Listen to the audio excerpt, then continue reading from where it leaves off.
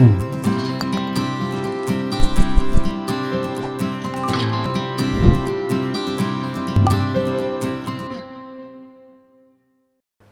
back to week 7, case study part 2.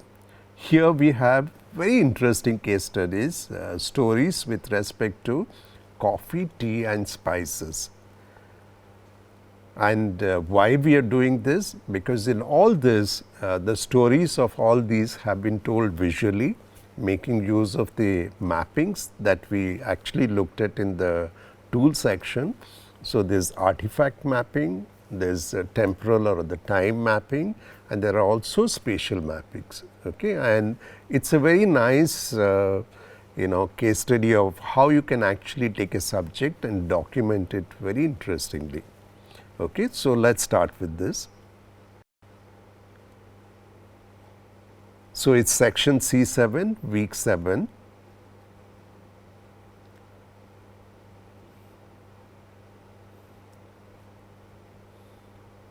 So, as I said, we look at 3 stories: coffee, tea and spice.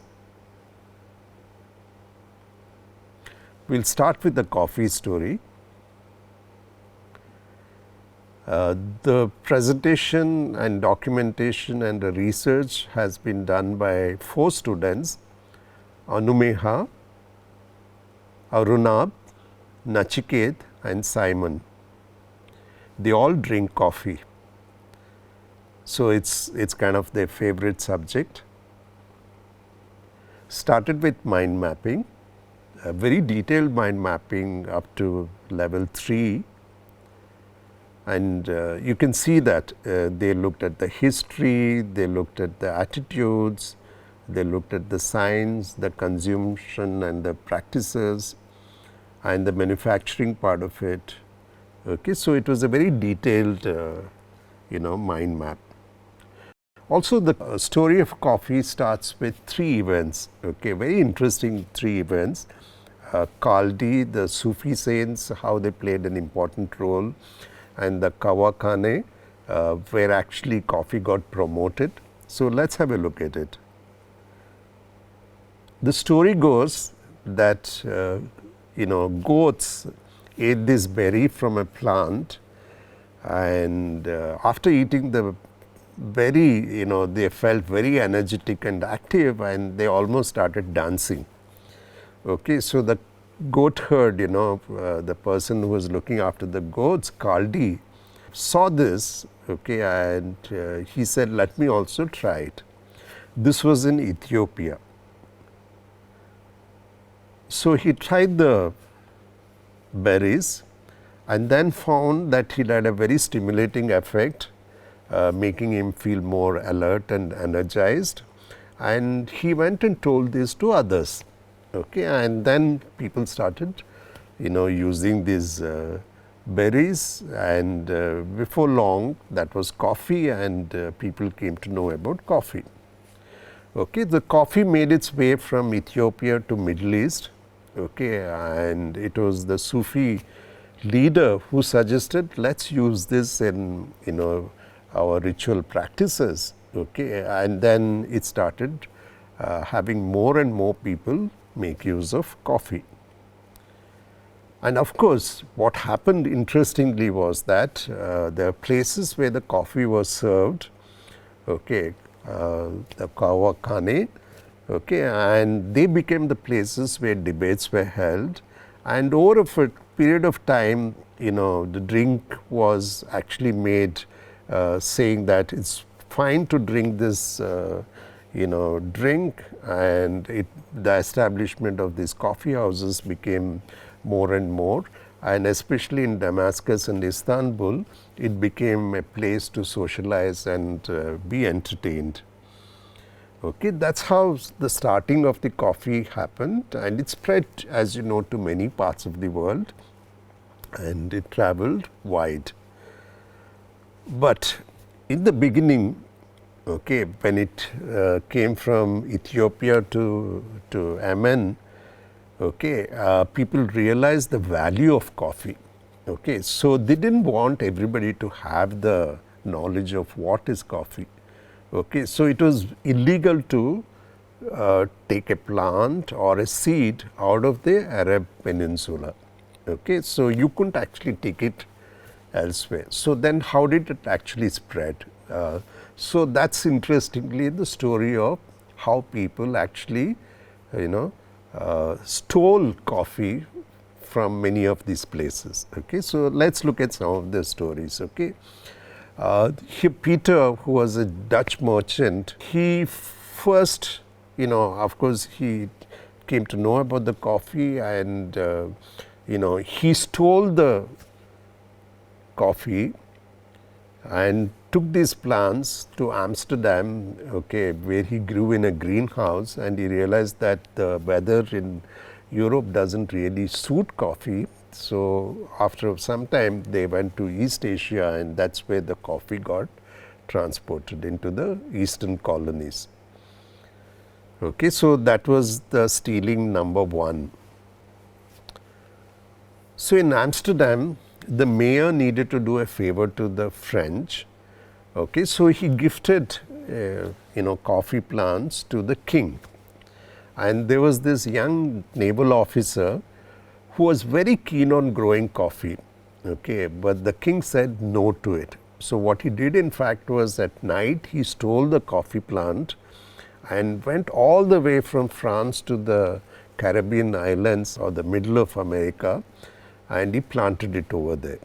Okay, and that's how the coffee plantation from Amsterdam went all the way to here. And so that was the stealing number two. This is the story number three. The Portuguese saw the importance of coffee, and they somehow wanted to take the coffee from the French Caribbean islands to Brazil.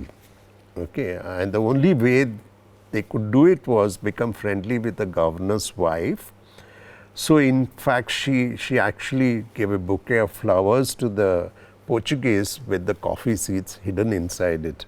And that's how the coffee traveled all the way to Brazil. And Brazil is one of the largest producers of coffee now. So we have our own story here from India. This is the story of stealing number 4.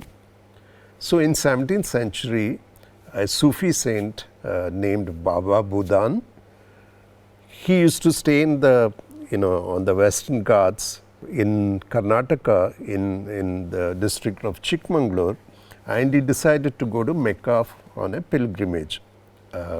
When he went there, he had coffee, and he was captivated by its rich flavor and the stimulating effects, and he decided to steal them. So in fact, he managed to smuggle 7 coffee seeds and came and planted them on the hills in Chikmagalur district, and now it's named after him. It's called as Baba Budan Nagari Hills. Okay, and that's, as you know, is one of the places where we get our coffee from.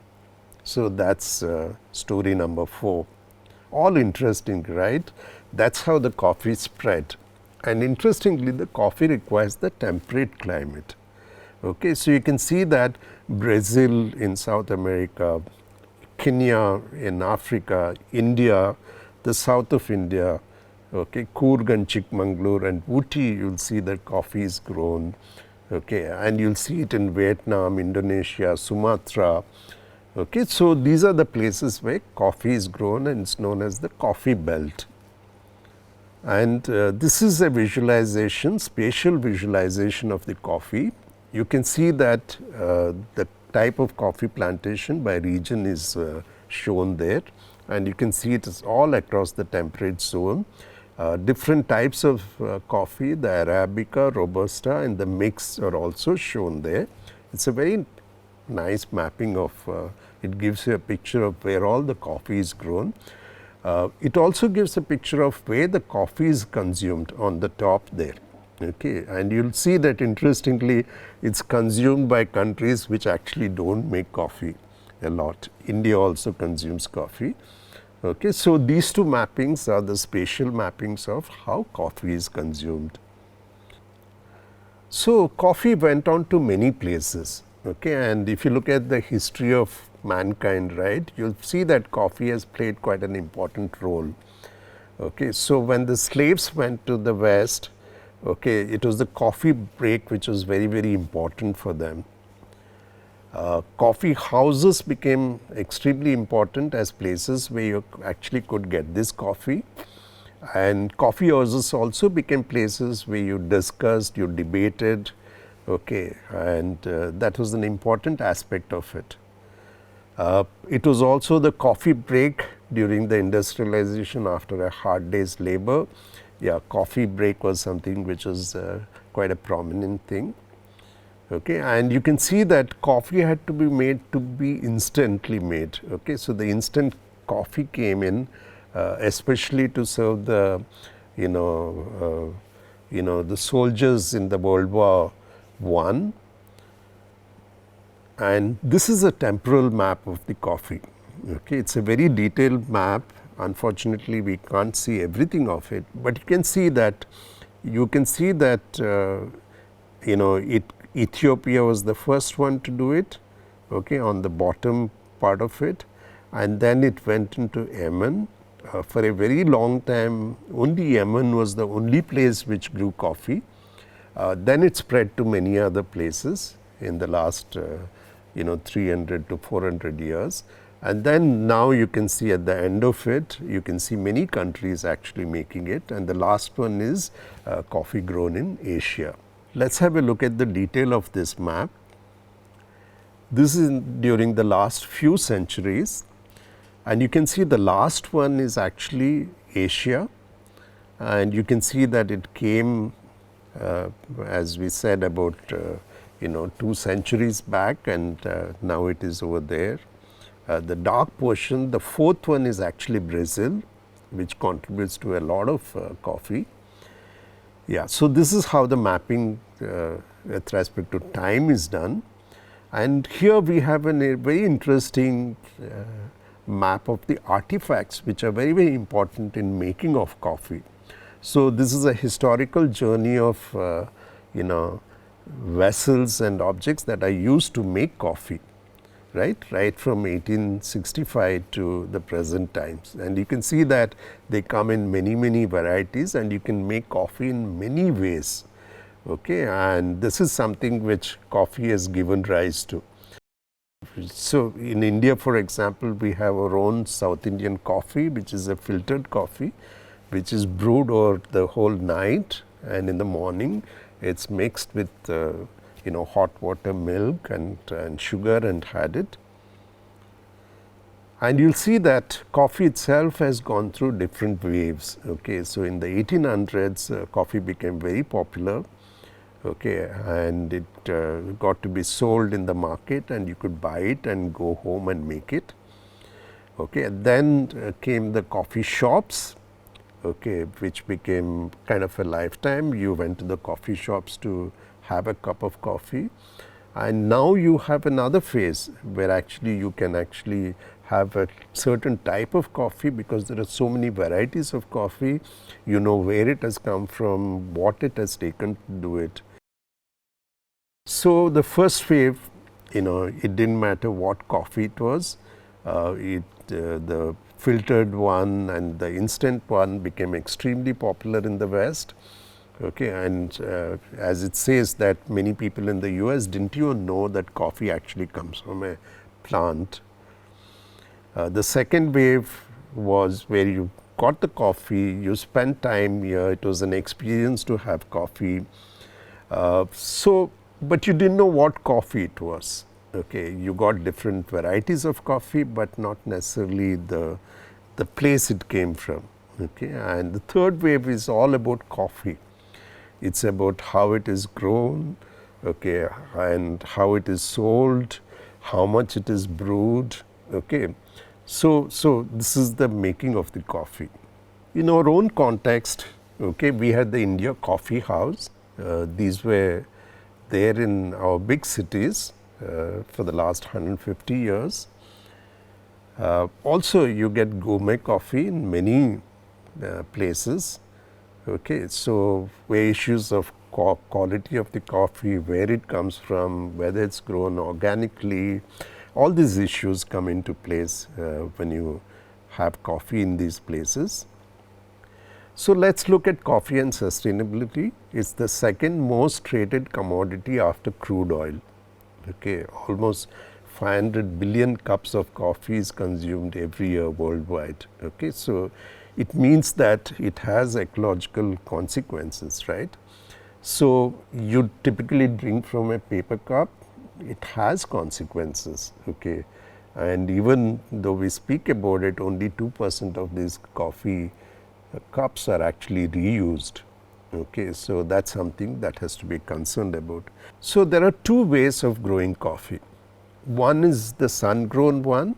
It is called as the technical or the industrial method of growing coffee. It's mass produced, it has more yields. That's one way of doing it. The other one is the traditional method where you grow it under shades and it yields very high quality of coffee. Okay, and it's a preferred method right now for growing coffee. So thanks a lot for listening. Isn't it an interesting story of coffee and the way it is presented? And these are the references.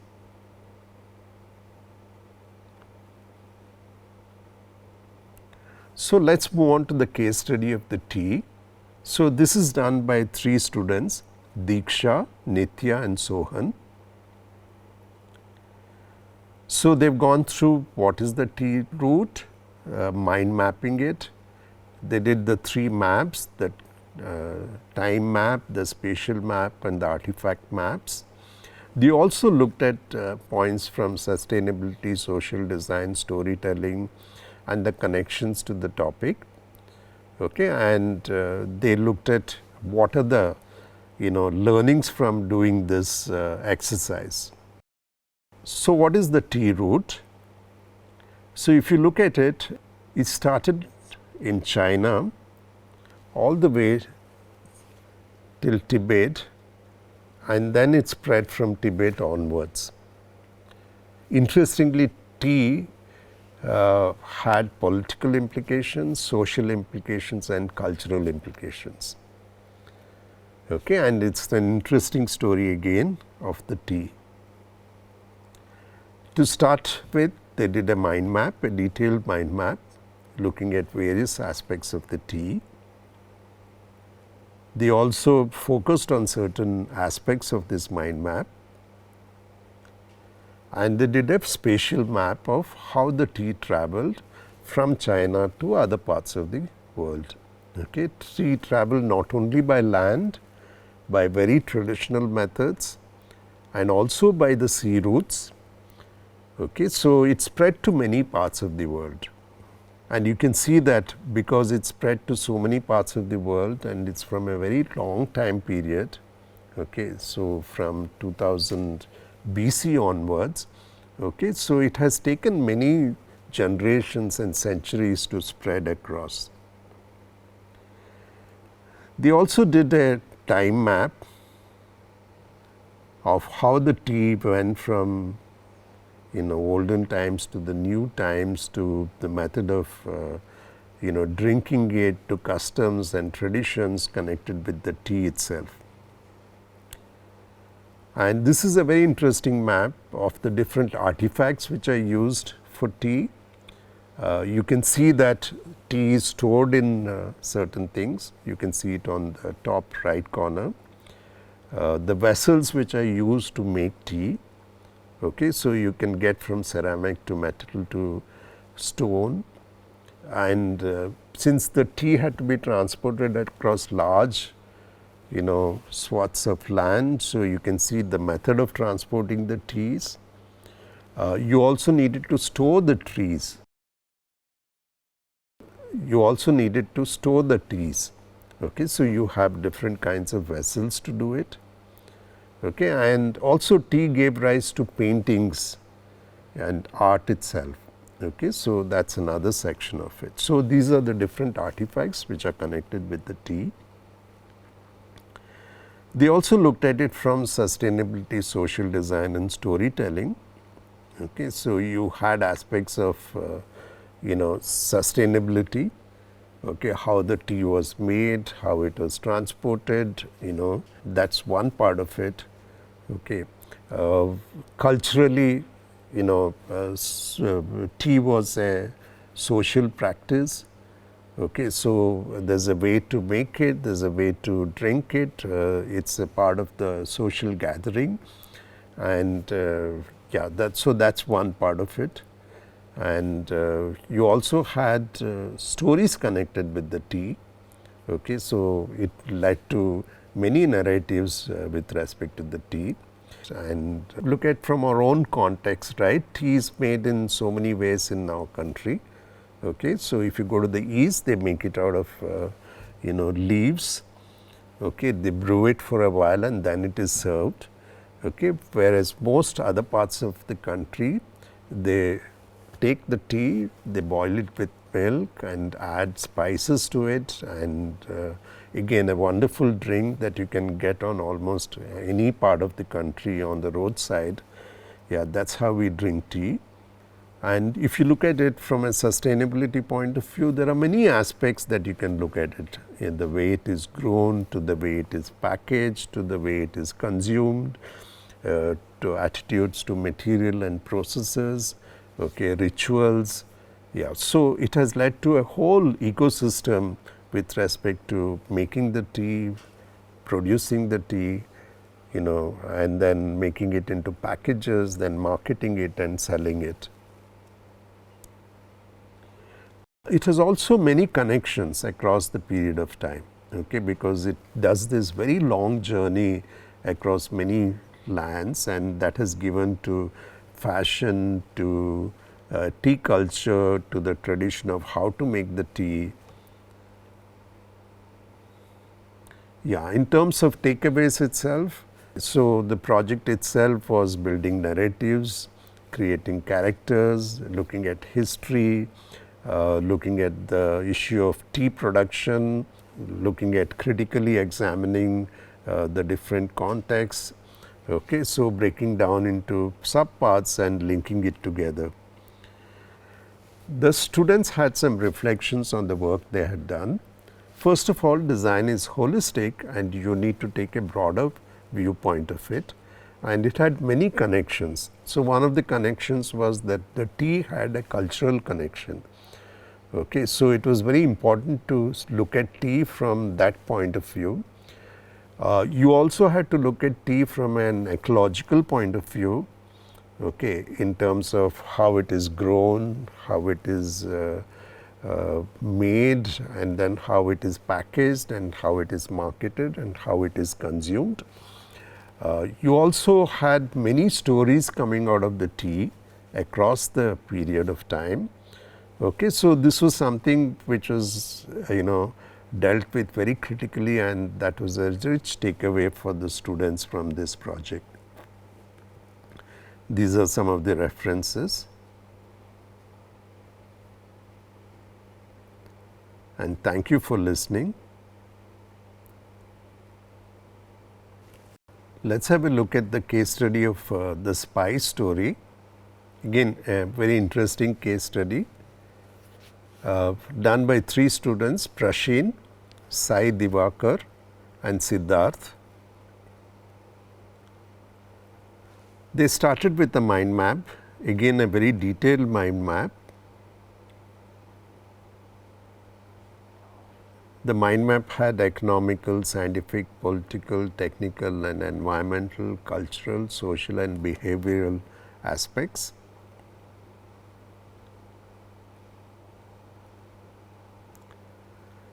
The spice itself across the ages had many implications.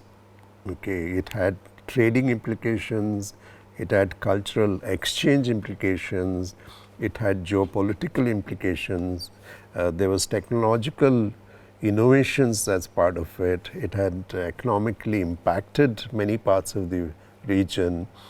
Okay, and it also gave rise to different types of cuisine, for example. So, they looked at the spice route, traditional spice route. The blue ones are the spice producing countries and the green ones are the way it is consumed.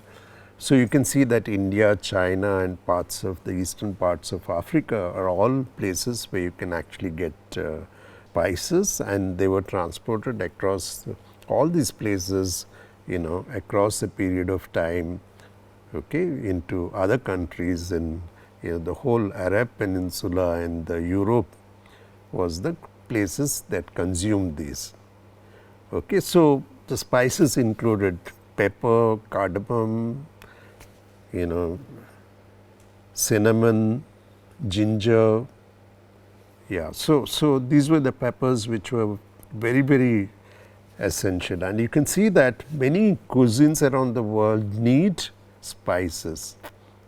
So whether it's the curry sauce or the risotto or the samosa or the tagine or the biryani or the nasi goreng, yeah, all of them need spices, right? And it's the spices which make these different cuisines.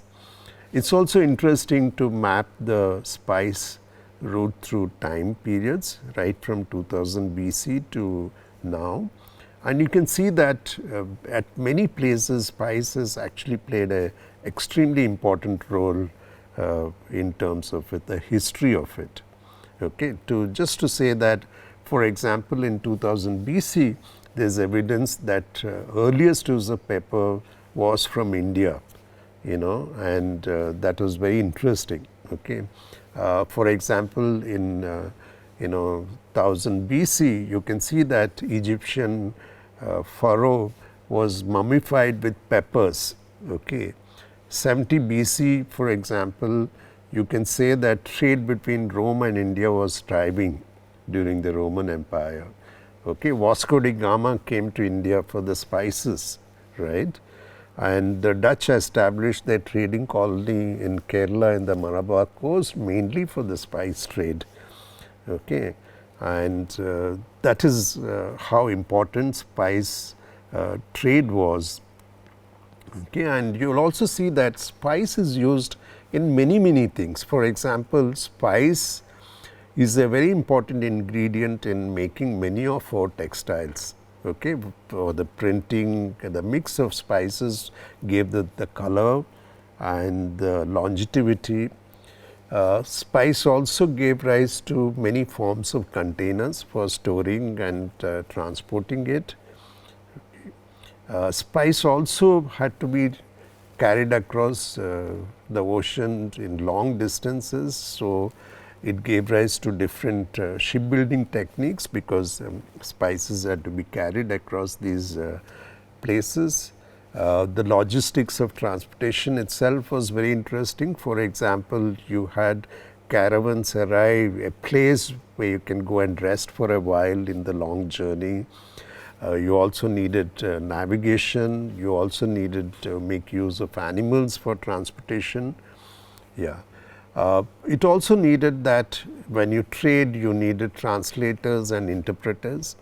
You also needed money changers and finances. And you also needed security systems to, take care of your, the spices. And the spice itself gave rise to how to blend the spices. There was also the question of quality control and making sure the correct, mixture is, always there.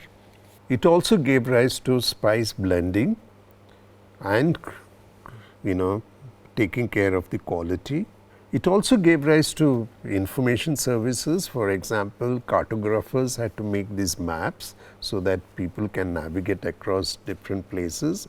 And you had the travelogue writers and news carriers which brought about news about this item. And the maps played a very important role in all this. So, there were different maps which were being made because that helped people actually navigate between different places. You also had paintings, because of the spice trade which gave rise to different aspects of the spice. Overall, if you look at it, the global impact of the spice road gave rise to cultural exchange. It gave rise to partnership between different places. There were also many peaceful interactions which happened because of the spice trade. It also gave rise to the economic growth of many regions. Okay, and of course, the spice also had an environmental impact. And if you look at it, the India, Middle East, Europe Economic Corridor, IMAC, is almost a metaphor for the spice trade that we had from very long time back. These are the references. And again, thanks a lot for listening. So, this was the third story. So, this is case study section C7 of week 7. Thanks again for listening. Just to summarize the week 7, we did the analysis, part 1 of it. We looked at artifact, activity and spatial mappings as a tool.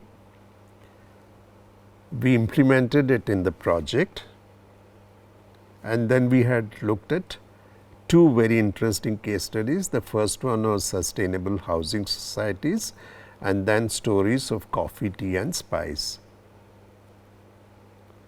Let's look at the week 8. We will continue with the data analysis, part 2. We will also look at persona and inferences to recommendations. As tools, we will look at how personas are conceived, also the OI OR table. We will apply it in the project, and then again an interesting case study, the Indian medicine system.